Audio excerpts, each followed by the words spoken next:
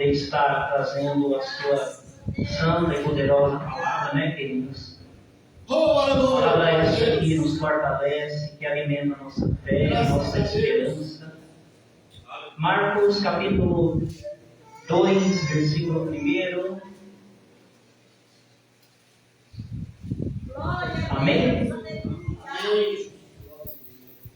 A cura de um paralítico em Cafarnaum.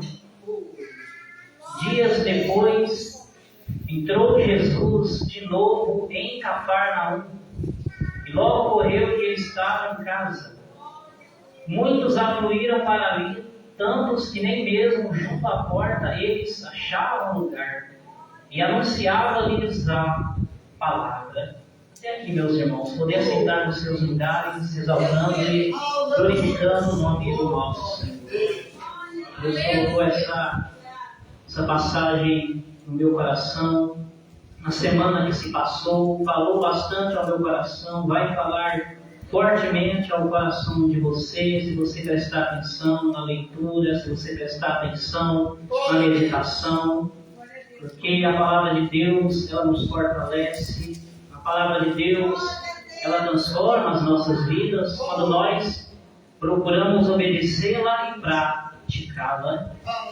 Irmãos, quando eu olho para os evangelhos, Mateus, Marcos, Lucas, João, eu percebo que quando tinha uma pessoa necessitada, quando tinha uma pessoa aflita, quando tinha uma pessoa angustiada, já deu para perceber que Jesus, ele arrumava um jeito, se aproximava daquela pessoa, ele ia até o encontro daquela pessoa, quando ela estava aflita, angustiada.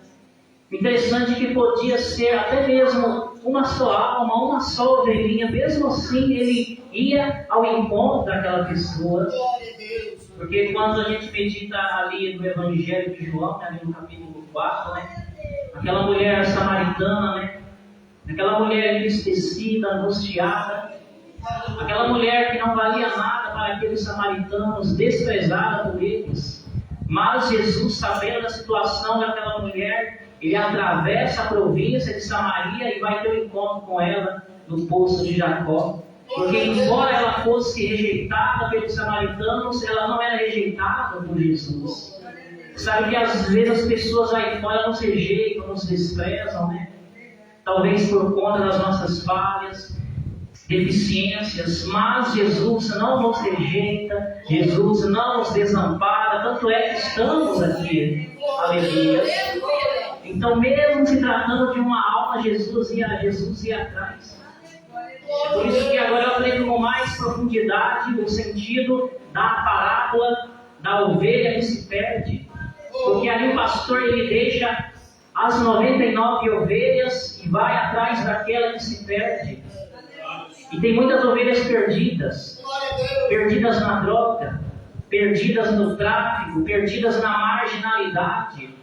Só que Jesus, ele deixa aquelas 99 seguras e vai atrás daquela que se perdeu. Porque para ele tem importância, para ele tem valor. Você tem valor para Jesus. Você pode não ter tanto valor para as pessoas aí fora ou para as pessoas da sua própria casa, porque acontece. Mas para Jesus você tem valor, ovelha do Senhor Jesus. Aleluia.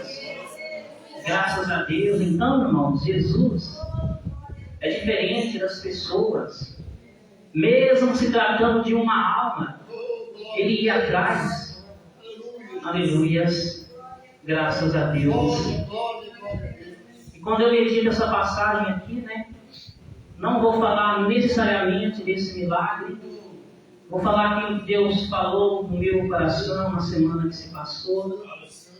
A palavra fala que quando Jesus ele entra de novo em Cafarnaum, isso aqui já tem uma revelação, Porque se Jesus ele entra de novo em Cafarnaum, é porque não era a primeira vez que ele havia entrado. É verdade? Por exemplo, não é a primeira vez que você está aqui na casa do Pai.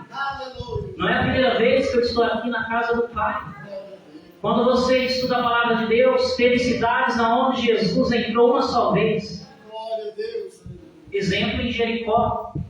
Uma só vez ele atravessa Jericó para ter um encontro com Zaqueu. Só que teve outros lugares, outras cidades, como Cafarnaum, que existe até hoje em Israel. Ele entra mais de uma vez, e a primeira vez que Jesus entra em Cafarnaum, irmãos, está aqui no capítulo 1, mas no versículo 21, onde vai falar a cura de um endemoniado em Cafarnaum. Jesus, ele entra, era no sábado, na sinagoga, que hoje é a igreja.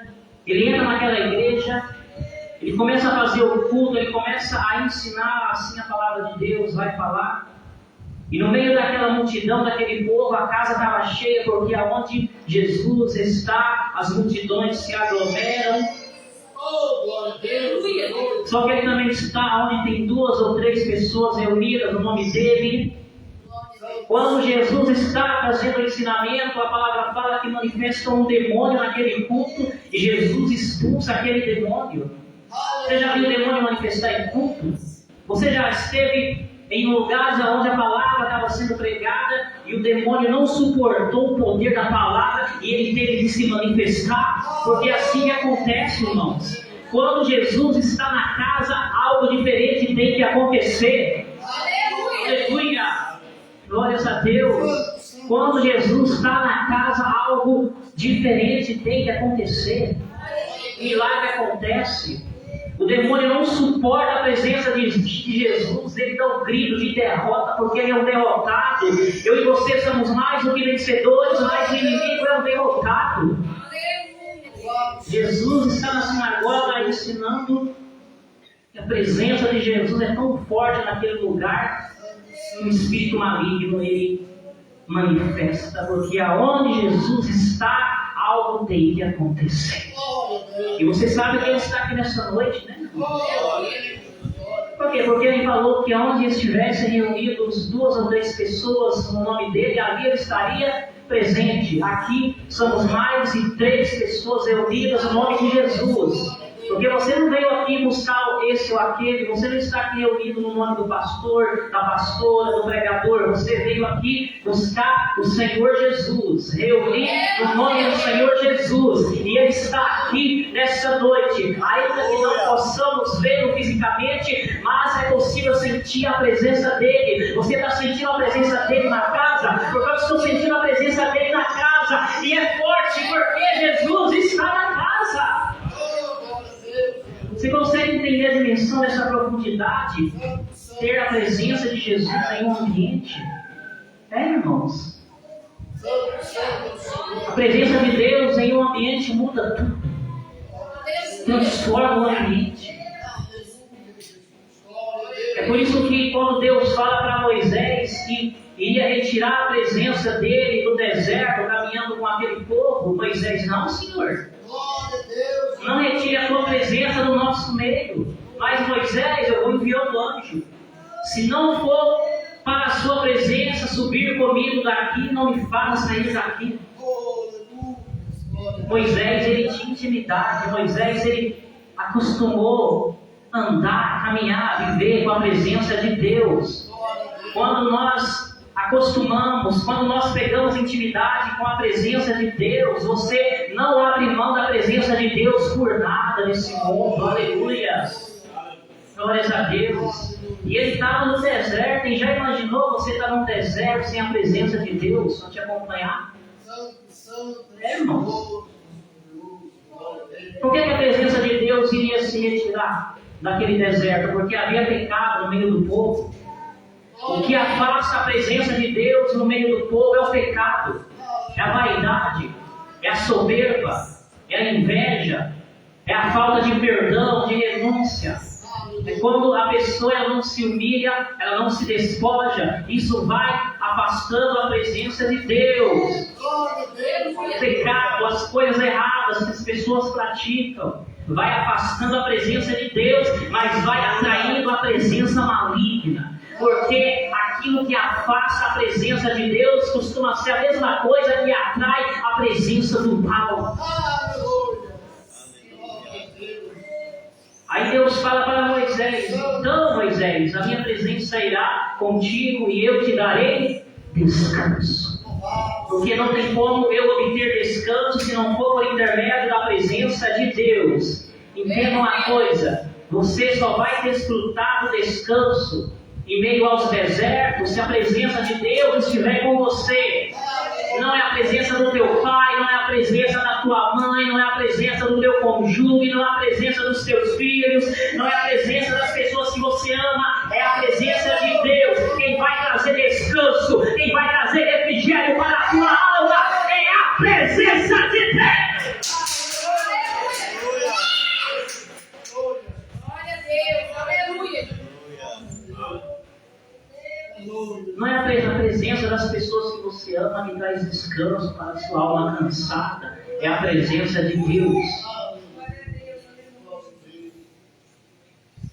Por isso que a gente tem que buscar incansavelmente por essa presença, queridos. Aleluias. Porque a presença de Deus traz descanso, alívio, refrigério. A presença de Deus muda o ambiente, irmãos. A palavra fala que quando o rei Saul perde a presença de Deus, a presença maligna se aproxima dele e ele começa a ficar perturbado. Saul começa a, muitas das vezes, intentar tirar a vida de Davi. Porque quando eu perco a presença de Deus, então eu passo a ser atormentado pelo mal, pelo inimigo, pelo adversário. Eu me lembro que quando eu ainda não tinha a presença de Deus na minha vida, eu era atormentado 24 horas pelo inferno. A minha vida era terrível, difícil. Mas depois que eu entendi e busquei pela presença de Deus, a presença maligna teve que se afastar. Então, irmãos, não abra mão da presença de Deus.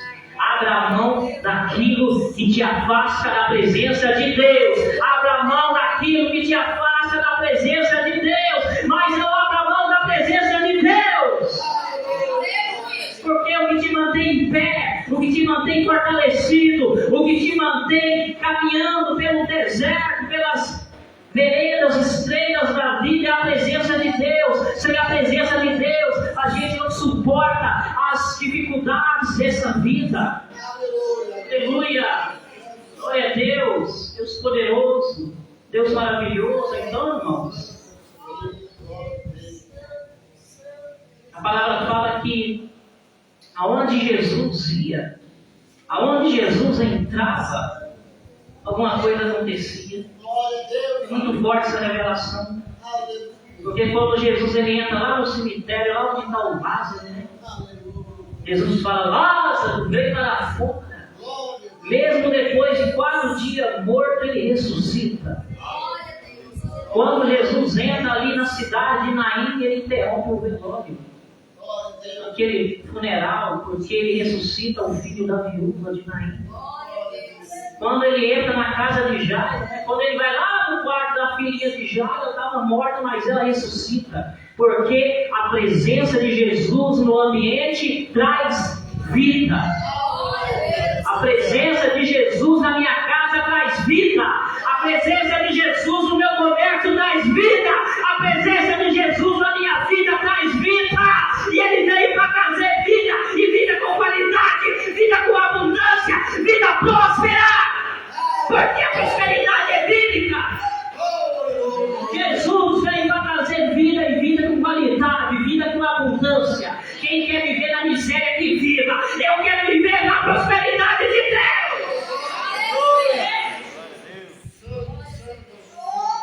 Quero viver na pobreza que viva. Eu quero viver na riqueza que Deus tem para mim. Aleluia!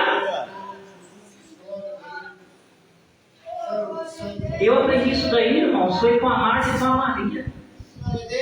Porque quando Jesus chega lá, né, onde elas estão, né? Mestre Jesus, se o Senhor estivesse aqui, o nosso irmão não teria morrido.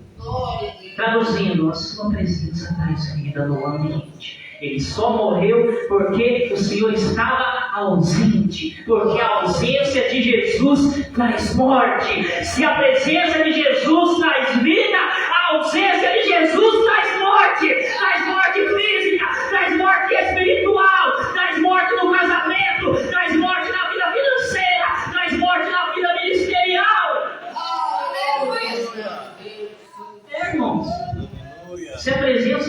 traz vida no ambiente, a ausência dele gera morte. E o inimigo se aproveita e entra, e se infiltrua, e destrói, e mata, e rouba, porque esse é o intuito do maligno, é roubar, matar e destruir. Aleluia.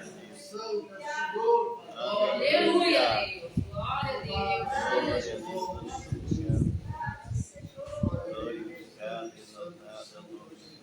Irmão, você sabia que teve lugares onde Jesus entrou e ele foi até mal recebido? Aleluia. É forte, irmão. Glória a Deus. Teve lugares, cidades, aldeias, casas que Jesus entrou, mas foi rejeitado, mal recebido. Eu estou falando de Jesus. Aleluia. Glória a Deus. Eu não estou falando de mim, não. Estou falando de Jesus, irmão. Teve um lugar mesmo que ele entrou, né? Lá em Gadara. A palavra fala que o endemoniado gadareno, né, vivia no cemitério, causando terror ali naquele povo, naquela cidade. Quando Jesus entra em Gadara, o endemoniado gadareno é liberto. Aleluia. Mas o povo da cidade de Gadara, ao invés, né, de implorar para Jesus ficar ali, eles imploram para Jesus se afastar. Aleluia. Sai da nossa terra. Que coisa, né, irmão? Aleluia. Sabe por que isso acontece? Porque eles tiveram mais medo de Jesus da legião de demônios. Porque não conheciam Jesus. Glória a Deus. Eles eram gentios. Glória a Deus. Um outro lugar onde Jesus ele foi bastante rejeitado foi na própria cidade onde ele cresceu. Porque Jesus ele nasceu em Belém da Judéia, mas ele cresceu na cidade de Nazaré. Assim como o irmão Éder, porque eu nasci lá numa cidadezinha no interior do estado de Goiás, mas o meu crescimento foi em Cacilândia, aqui no Mato Grosso do Sul. Glória a Deus. Aleluia. A palavra fala que lá em Nazaré Jesus é rejeitado pelos seus amigos, pelos seus familiares, e isso dói, igreja, não é verdade? Porque quando você é rejeitado pelos seus, dói ou não dói? Imagina Jesus, que nunca havia experimentado rejeição. Eu já experimentei inúmeras rejeições. Eu estou até calejado de tudo ser rejeitado. Mas o santo, o bom, o Filho de Deus, nunca havia experimentado rejeição. Mas naquele momento ele foi rejeitado. Tanto é que o evangelista Marcos, ele vai dizer aqui mais na frente, Jesus, porém, lhes disse: não há profeta sem honra senão na sua terra, entre os seus parentes e na sua casa. Não pôde fazer ali nenhum milagre, senão curar os poucos enfermos, impondo-lhes as mãos.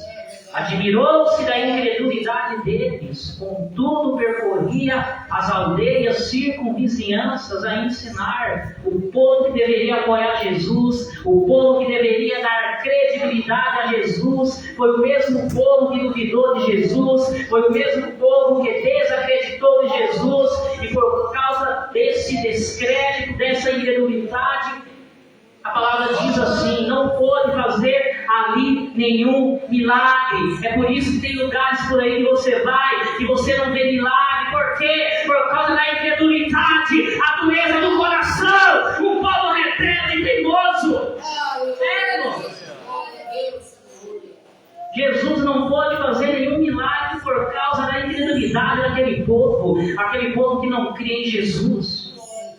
Tem lugares aí que você vai, que você vê tantos sinais, tantas manifestações. Por quê? Porque o povo ali está crendo, o povo ali está com o coração aberto, o povo ali está dando liberdade para Jesus operar, para Jesus trabalhar, para Jesus fazer o milagre acontecer. Mas aonde tem incredulidade, murmuração, pecado, Jesus não opera. Aleluia. Aleluia! Glória a Deus! Oh Deus poderoso! Para Jesus operar na minha vida, eu tenho que crer, como foi lido no início da mensagem. Sem fé é impossível agradar a Deus. Quer agradar a Deus? Tenha fé, acredita, confia, persevera. Tem que ter fé em Deus, não é um pedaço de nisso não. Não é numa imagem de escultura, não é no ídolo inútil, é no Deus vivo, é no Deus verdadeiro. A minha fé tem que estar em Jesus, e não no homem, e não no político, e não na autoridade, e não no governo. Tem que estar em Jesus.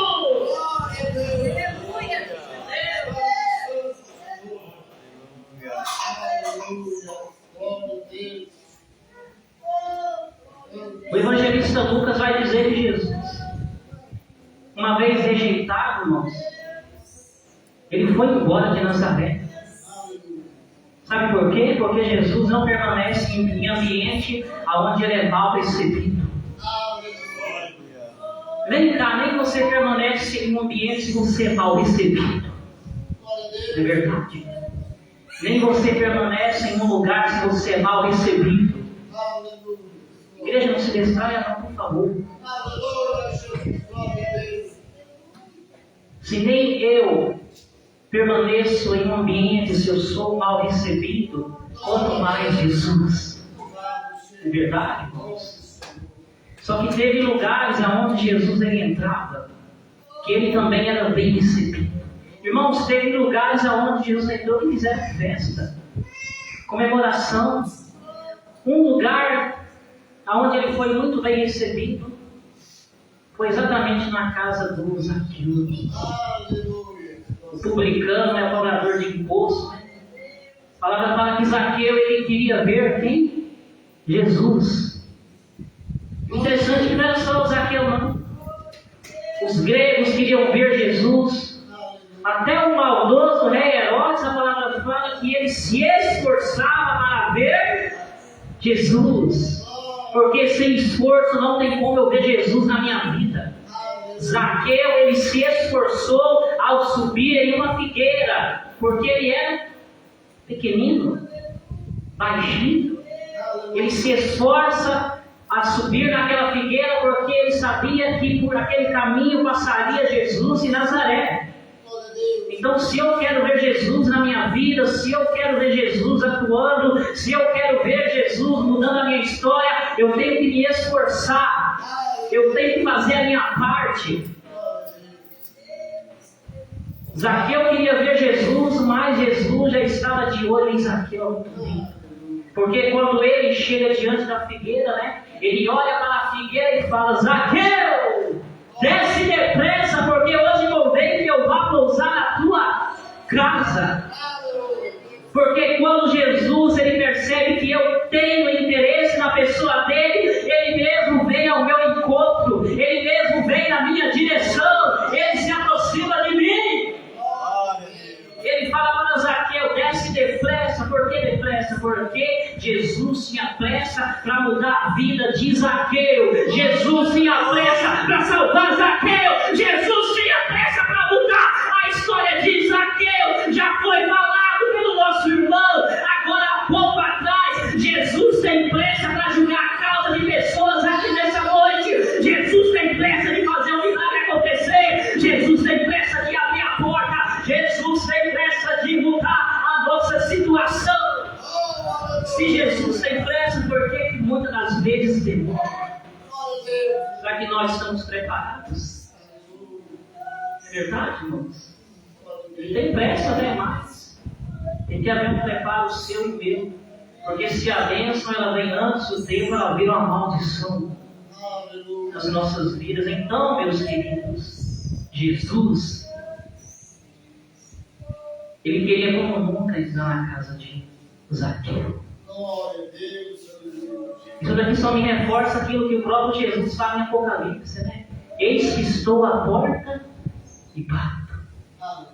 Se alguém ouvir a minha voz e abrir a porta, entrarei em sua casa, cearei com ele, comigo. Jesus tem pressa de entrar na vida de pessoas aqui. Mas nós temos que fazer como Zaqueu. O que Zaqueu fez? Ele desceu da figueira. Traduzindo, Zaqueu se humilhou. Zaqueu se despojou.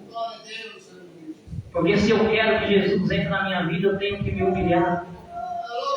Se eu quero que Jesus entre na minha vida, eu tenho que descer da figueira.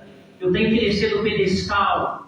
Eu tenho que reconhecer a grandeza dele e a minha pequenez diante dele. Porque por mais que Deus use o irmão Éder é pequeno, é barro, é pó. Como eu costumo dizer, ao que Deus me leva para pregar, grande é Deus, grande é somente Deus. Aleluia! Então, meus queridos irmãos, com certeza Jesus foi bem recebido na casa do Zaqueu. Tanto é que a palavra fala que Zaqueu desceu depressa e o recebeu com alegria. Se nós recebemos Jesus com alegria, ele nunca mais sai da nossa casa, irmãos. Irmão Éder, quando é que eu recebo Jesus na minha vida com alegria? É quando eu procuro praticar aquilo que ele gosta. É quando eu procuro obedecer a palavra dele. Receber Jesus com alegria. Receber Jesus de uma forma que venha a ser grato diante dele. É quando eu procuro obedecer a palavra dele. É quando eu procuro ser humilde. É quando eu entendo que se ele não gosta de fofoca, então eu não consigo cumprir. E se ele gosta do perdão, então eu vou perdoar quem me machuca, quem me ofende. Se ele gosta da humildade, então eu vou me humilhar para ele. Isso é receber Jesus com alegria nas nossas vidas. Quando é que uma pessoa recebe Jesus mal na vida dela? É quando ela chama Jesus para a vida dela, ele até vem. Só que essa pessoa não tem Jesus como prioridade na vida dela. Eu vou usar uma passagem para você entender. Marta e Maria. Marta convidou Jesus para a casa dela. Vou falar do jeito que está na palavra, mas Marta não ficou aos pés de Jesus. Não estou falando mal de Marta. Porque quem sou eu para falar de Marta, né? Mas ela convidou Jesus, mas não ficou aos pés de Jesus. Tanto é que quando a Marta vai reclamar com Jesus, Jesus fala: peraí, Marta, Maria escolheu a boa parte, e essa não lhe será tirada. Então, meus queridos, tem muito crente assim. Ele aceitou Jesus, ele até hospedou Jesus na vida dele, mas o probleminha é que ainda ele não prioriza Jesus. Ele não está aos pés de Jesus. Ele está até servindo Jesus, mas está servindo como Marta. Está servindo Jesus do jeito dele. E eu não posso servir Jesus do meu jeito. Eu tenho que servir Jesus do jeito que está escrito na palavra. Tem muito crente aí servindo Jesus, mas está servindo Jesus do jeito dele. Mas tem poucos que estão servindo Jesus, mas da forma que está escrito na palavra. Então não adianta eu hospedar Jesus na minha vida, se por outro lado eu não me coloco aos pés dele, se por outro lado eu não me coloco na dependência dele, se por outro lado eu não procuro ter uma vida humilde, me humilhar aos pés de Jesus. Tem muito crente aí fervoroso, mas não prioriza as coisas de Deus. A prioridade dele é a família, é o casamento, é o trabalho, é o sonho, e nunca é Jesus. Jesus tem que ser a minha prioridade. Eu não posso colocar a minha família na frente de Deus. Eu tenho que colocar Deus na frente da minha família, na frente dos meus sonhos, na frente dos meus desejos. Jesus não deve ser colocado em terceiro ou em segundo lugar, mas em primeiro lugar. Aleluia! Irmãos, quando a pessoa recebe Jesus, mas ela não pratica essas coisas, Jesus, ele acaba como que sendo mal recebido na vida dela. Mas quando ela entende que a prioridade é Jesus, quando ela entende que ela não pode se afastar, se distanciar, que ela tem que estar aos pés de Jesus, aí ela recebe Jesus da forma que agrada o coração do Pai. Aí ele tem prazer de ficar ali, né? Aí Jesus tem prazer de ficar ali, juntinho ao lado da pessoa. Então, meus irmãos, Jesus ele colocou essas palavras no meu coração. Estamos falando do milagre, né? do paralítico em Cafarnaum. A palavra fala que 4 homens eles levam aquele paralítico até Jesus. Eles eram homens de fé e por terem manifestado, materializado a fé, o milagre também se manifesta e se materializa na vida daquele paralítico. Você tem fé? Tem fé?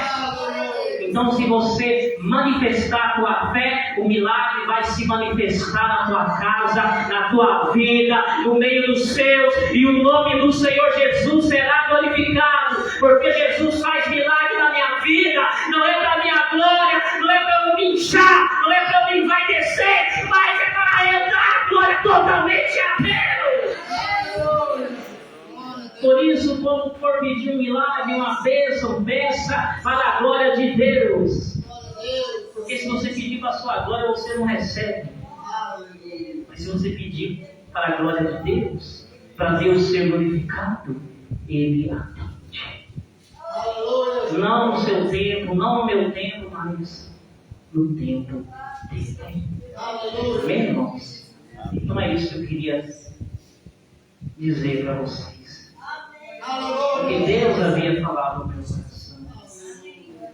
Quem tomou posse da palavra? Guardou a palavra? Guarda no seu coraçãozinho.